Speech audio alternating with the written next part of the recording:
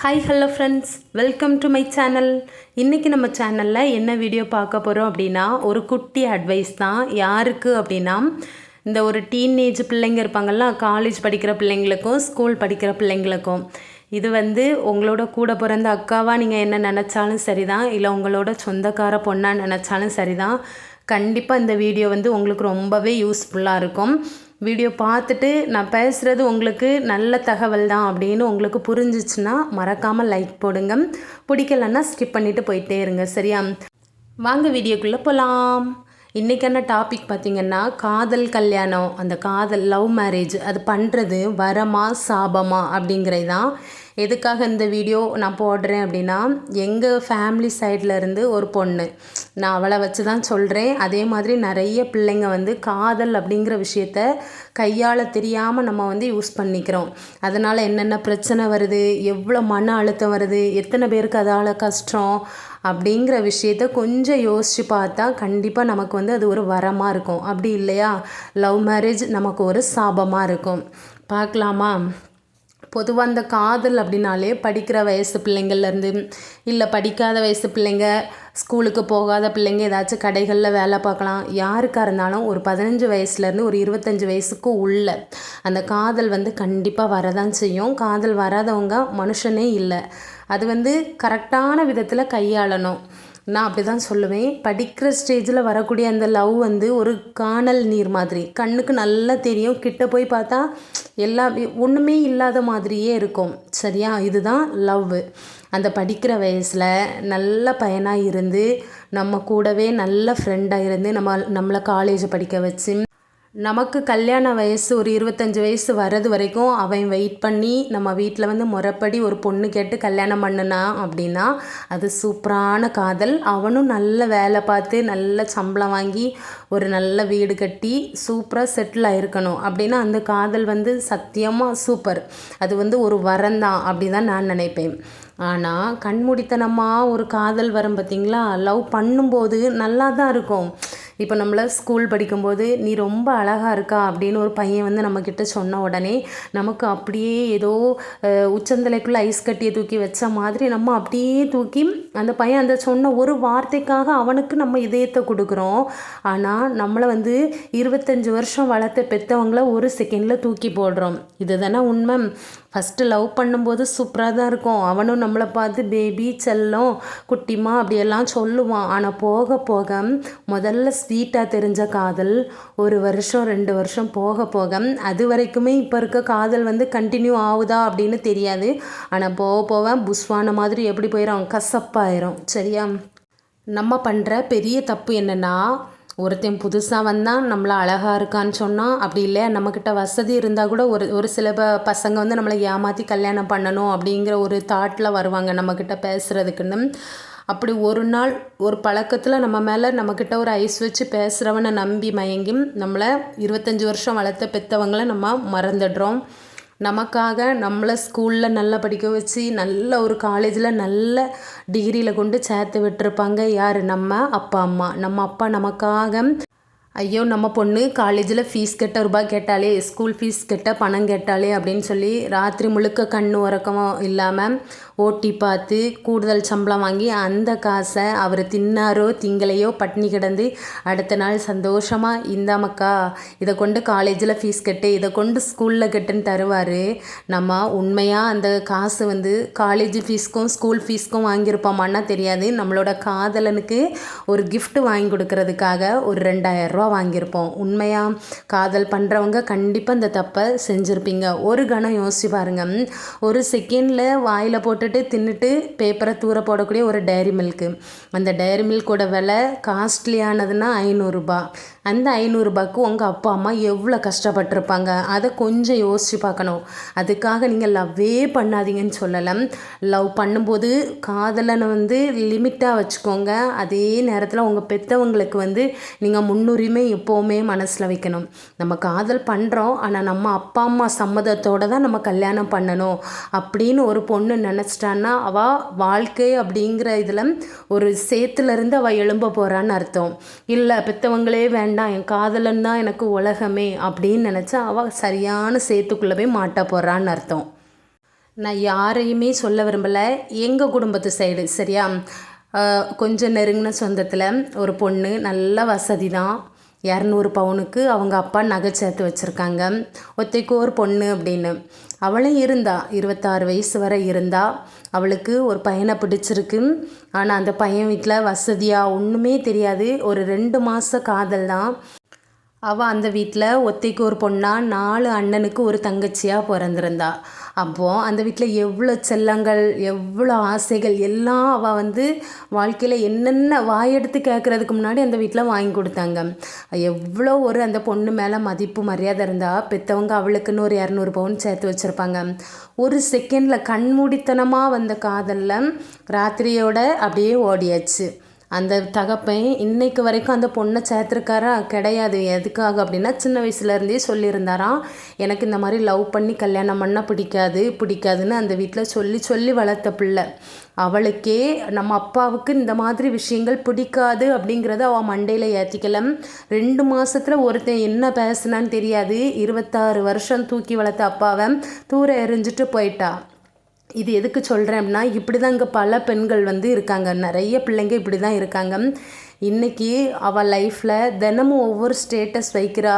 ஒவ்வொரு நாளும் எப்படி வைக்கிறா, அப்பா என்ன எப்போ சேர்த்துக்குவாங்க, நமக்குன்னு யாருமே இல்லை அப்படிங்கிற ஒரு வார்த்தையை வாட்ஸ்அப்பில் ஸ்டேட்டஸில் வைக்கா.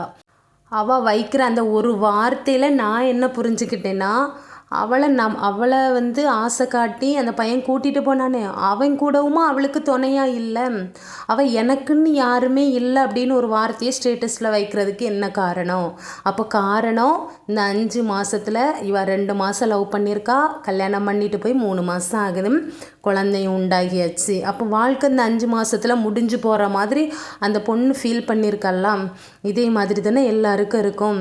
இப்போ அவள் என்னென்ன வாய்ப்புகள் இழக்கிறா தெரியுமா? அங்கே போன இடத்துல அந்த பையன் வீட்டில் என்னது இருக்காது. பொதுவாகவே அந்த பையன் மட்டும் இல்லை, நம்ம லவ் பண்ணி போகிற வீட்டிலையே இப்படி தான். அவனுக்குன்னு ஒரு சொந்தமாக ஒரு கூறாக ஒரு வேலை இருக்காது. சரி, அப்படியே வேலை பார்த்தாலும் 2 பேர் குடும்பம் நடத்துகிற அளவுக்கு வருமானம் கிடையாது. இப்போ இருக்க காலத்தில் ஒரு 30,000 இருந்தால் தான் ஓரளவுக்கு வாழ முடியும். ஆனால் இது சின்ன பையன் அப்படிங்கிறதுனால எப்படியும் ஒரு 15,000லேருந்து ஒரு 20,000த்துக்கு உள்ளே தான் வாங்குவான். அது எப்படியும் போன உடனே இவளை கூட்டிகிட்டு வாடகை வீட்டுக்கு போகிறது. புதுசாக கல்யாணம் ஆன எல்லாருமே அப்படி தானே, போன உடனே வாடகை வீட்டுக்கு போவோம். அப்படி இல்லையா, அவனோட அப்பா அம்மா கூடயே கூட்டிகிட்டு வந்த பொண்ணை வச்சுருப்பான். வச்சு ஒரு 4 நாள் வந்த புது பொண்ணுக்கு நல்ல பாயாசம் பழம் விருந்தோட சாப்பாடு நடக்கும். 5ஆவது நாள் அதே பழைய கஞ்சி தானே குடிக்க சொல்லுவாங்க. திருப்பி ஒரு கொஸ்டின் அந்த மாமியார் கேட்பாங்க பாருங்கள், நீ ஓடி வந்தவா தானே, நீ என்ன கொண்டு வந்தா, நீ அப்படி உனக்கு உங்கள் அப்பா அப்படி என்னத்தை தந்தார், ஊரில் பெரிய வசதியாக வாழ்ந்தேன்னு சொன்னால் ஒரு பவுனுக்கு ஒரு கம்மலுக்கு வழி இல்லாமல் வந்திருக்கா அப்படின்னு வசனங்களை அடுக்கிக்கிட்டே போவாங்க. அப்போ அந்த பொண்ணு மனசில் தோணும், இந்த கேள்வி கேட்குறதுக்கா நம்ம அப்பா அம்மாவை விட்டுட்டு அந்த ராத்திரி ஓடி வந்தோம் அப்படின்னு. அதுக்கப்புறம் இன்னொரு விஷயம் தோணும் பாருங்கள், இதுக்கு நம்ம அப்பா பார்த்த மாப்பிள்ளையே கல்யாணம் பண்ணியிருக்கலாம் அப்படின்னு. கண்டிப்பாக இது தோணாத பொம்பளை பிள்ளைங்க இருக்கவே மாட்டாங்க. அரேஞ்ச் மேரேஜ் பண்ணுனா, லவ் மேரேஜ் பண்ணுறத நான் மோசம்னு சொல்லலை. ஆனால் அதே இது வீட்டில் சொல்லி அப்பா அம்மா சம்மதத்தோடு நம்ம கல்யாணம் பண்ணுறோம் பார்த்திங்களா, அந்த கல்யாணம் பண்ணுறதுல தனி மரியாதை கிடைக்கும். நம்ம கல்யாணம் பண்ணிவிட்டு புருஷன் வீட்டிலேருந்து அதே பெற்றவங்க வீட்டுக்கு போகும்போதும் 4 பேர் நம்மளை பார்த்து நல்லா இருக்கியாம்மா எப்போ வந்தா அப்படின்னு கேட்கும்போதே நம்ம முகமே அப்படி பிரைட்டாக இருக்கும். நம்ம புருஷன் வீட்டில் சின்னதாக சண்டைன்னா கூட நம்ம வீட்டில் எடுத்து சொல்லும்போது நம்ம அண்ணன் தம்பி நம்மளோட அப்பா அம்மா ஆளாக நின்று நம்மளுக்கு ஒரு சப்போர்ட்டாக இருப்பாங்க. இப்போ இருக்க காலத்தில் காதலை விட காசு ரொம்ப முக்கியம், புரியுதா? எல்லாத்த விடையும் காசு இருந்தால் மட்டும்தான் 4 நாள் வாழ்ந்தாலும் நமக்கு பிடிச்ச மாதிரி நல்லதாக வாழ முடியும். அப்போது நம்ம அப்பா அம்மா நமக்கு கல்யாணம் பண்ணி கொடுக்கும்போது நகை கொடுக்குறாங்க, வரதட்சணை கொடுக்குறாங்க, நம்மளுக்கு கொஞ்ச நாளைக்கு தேவையான துணிமணிகள் எல்லாம் எடுத்து கொடுத்து அலசி அரைஞ்ச ஒரு பையனை பார்த்து கல்யாணம் பண்ணி கொடுக்காங்க.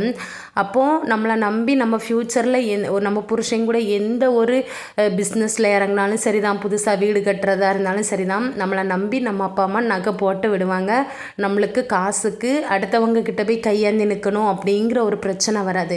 அதே காதல் கல்யாணம் பண்ணுனா அப்போ யோசிப்போம் பார்த்திங்களா, நம்ம கொஞ்சம் ஒரு 10-20 வருஷத்துக்கு சொந்தமாக வீடு கட்டுறோமா அப்படிங்கிறதே ஒரு டவுட்டாகவே இருக்கும். வீடு கட்டுறதை தூர விடுங்க, முதல்ல தாலின்னு ஒன்று கட்டுவாங்க பார்த்திங்களா, கயிறில் கட்டுவாங்க.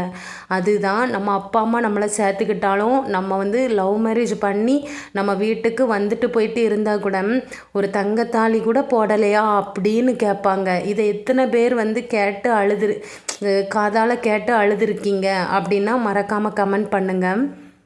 இந்த பிரச்சனைகள்லாம் வரணும் முதல்லையே எந்த ஒரு பொண்ணு தன்னோட மூளையில் ஏற்றி வச்சுட்டு புத்திசாலித்தனமாக நல்ல மெச்சூர்டாக யோசித்து நம்ம அப்பா அம்மா பார்த்து வைக்கிறது. இவ்வளோ தூரம் நம்மளை வளர்த்த அப்பா அம்மாவுக்கு தெரியாதா நம்மளை யார் கையில் பிடிச்சி கொடுக்கணும் அப்படின்னு?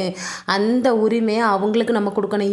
25 வருஷம் வளர்க்குறாங்க பார்த்தீங்களா, அவங்களுக்கு நம்ம கொடுக்குற ஒரே சந்தோஷம் நீங்கள் பாருங்கப்பா எனக்கான மாப்பிள்ளையா அப்படின்னு சொல்லுங்கள். அப்போ அவங்க நினைப்பாங்க நம்ம ஒரு வைரக்கட்டியை பெற்று வச்சுருக்கோம் அப்படின்னு. அந்த சந்தோஷத்தை எல்லா பிள்ளைங்களுமே அப்பா அம்மாட்ட கொடுக்கணும். காதல் வரும், ஆனால் அந்த காதலை வீட்டில் தைரியமாக சொல்லுங்கள். 4 நாள் அடிப்பாங்களா, நம்மளை பெற்றவங்க அடிக்கட்டும், அடித்தா இன்றைக்கி அடித்தா நாளைக்கு அந்த வலி மாறிட போதும். ஆனால் நீ ஓடி போய் அந்த வலி கடைசி வரை என்ன தான் உங்கள் அப்பா அம்மா உங்கள்கிட்ட பேசினாலும் அவங்க மனசுக்குள்ளே அது ஒரு ஆறாத வலியாக தான் இருக்கும்.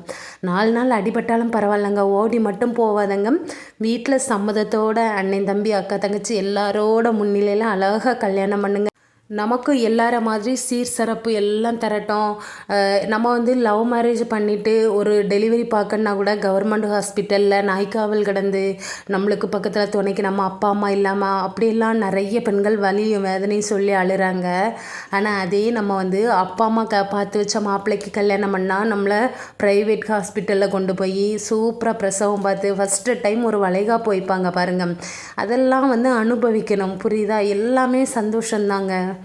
அதனால் என்னோடய வீடியோ பார்க்குற நீங்கள் புத்திசாலி பெண்களாக இருப்பீங்க அப்படின்னு நான் ரொம்பவே நம்புகிறேன். இவ்வளோ தூரம் எடுத்து சொல்லியிருக்கேன். கண்டிப்பாக இது வந்து எல்லாரோட மனசுலேயுமே தட்டும். முக்கியமாக நம்ம காதல் பண்ணக்கூடிய நம்மளோட காதலன் அவன் காதலனா இல்லை காமனா அப்படின்னு நம்ம வந்து லவ் பண்ணுற ஸ்டேஜ்லேயே தெரிஞ்சுக்கலாம். அவன் எதுக்காக நம்மளை உயிருள்ளவரை நேசிக்கக்கூடிய ஒரு ஆணா இல்லை வெறும் உடம்புக்கு நேசிக்கக்கூடிய ஒரு ஆணா அப்படின்னு எந்த ஒரு பொண்ணுமே ஈஸியாக கண்டுபிடிச்சிருவா. ஒரு நல்ல பையன் அப்படின்னு தெரிஞ்சு அவனை கைவிட்டுறாதீங்க. அவனை எப்படியாவது வீட்டில் சம்மதம் பேசி கல்யாணம் பண்ணிக்கோங்க. ஆனால் உடம்புக்கு ஆசைப்படுறவேன்னு தெரிஞ்சால் ஒரு நிமிஷம் கூட நீங்கள் தயங்காதீங்க. அவனை கலட்டி விட்டுட்டு போயிட்டே இருக்கிற வழியை பாருங்கள். நம்மளை இந்த உலகத்தில் படைத்த கடவுள் நமக்குன்னு யார் துணையாக வரன்னு அதையும் சேர்த்தே படைச்சிருப்பார். நீங்கள் நல்ல பாதையில் போயிட்டு இருக்கும்போது உங்களை தேடி ஒரு நல்ல துணையை கடவுள் தருவார். ஓகேவா? இப்போ நாம் அதே லவ் பண்ணி கல்யாணம் பண்ணிவிட்டு ஓடி போகும்போது நம்ம வீட்டில் நம்ம அண்ணன் தம்பிக்கோ அக்கா தங்கச்சிக்கோ ஒரு கல்யாணம் நடத்தும் போது நம்மளை டக்குன்னு சேர்த்துக்க மாட்டாங்க. ஒரு கோயில் கூட ஃபங்க்ஷன்னா நம்ம பிறந்ததுலேருந்தே ஒரு சாமியை கும்பிட்ருப்போம். அந்த கோயிலில் ஒரு திருவிழாவோ கோயில் கூடனா நம்மளை கூப்பிட மாட்டாங்க. முக்கியமாக நம்ம வீட்டில் எந்த ஒரு ஃபங்க்ஷனுக்கும் ஒரு இன்விடேஷன் அடித்தா நம்மளோட பேரை அதிலேருந்து நீக்கிடுவாங்க. இது எத்தனை பிள்ளைங்களோட வலியும் வேதனையும் அப்படின்னு நான் கண்ணால் பார்த்துருக்கேன். நம்ம ஒருத்தனை நம்பி போனோம், நம்மளோட புருஷன் அவன் குடிகாரனாக இருந்தால் கூட நம்ம பெற்றவங்கக்கிட்ட சொல்லி அழ முடியாது. நீ இதனை பையனை பார்த்து கல்யாணம் பண்ணிட்டு போனால் அவன் வாழ்க்கையை நீயே பார்த்துக்கோ அப்படின்னு அவங்களும் நம்மளை உதறி தள்ளிடுவாங்க. இப்போ யோசிங்க, எது நமக்கு நம்ம லைஃப்பில் எது பெஸ்ட்டான சாய்ஸ் அப்படின்னு.